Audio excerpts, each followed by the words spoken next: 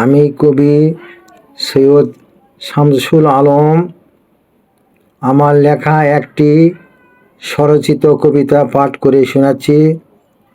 আমার কবিতার শিরোনাম ও মা জন্মভূমি।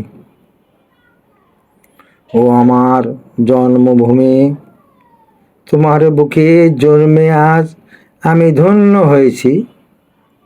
তুমি সবচেয়ে আপন বেশি। তুমি আমার মায়ের মতো। তোমার কোলে মাথা দিয়ে যখন আমি নিঃশ্বাস নেই, মনের কষ্ট দূর হয় মা জননী।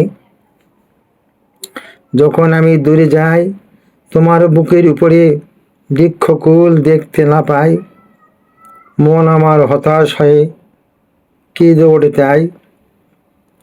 জনক জননী এনেছে পেটে তোমার তরে ভূপৃষ্ঠে হয়ে, মাখামাখি তোমার কোলে, তোমার না দেখলে মন কাঁদে মরে।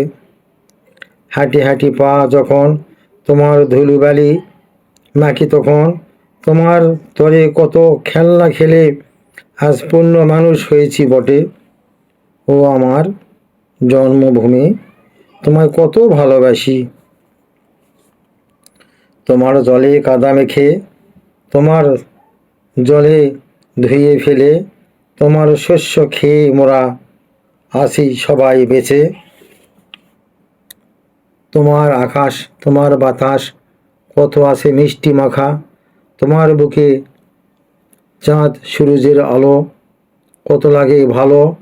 ওমা জন্মভূমি, তোকে কত ভালোবাসি।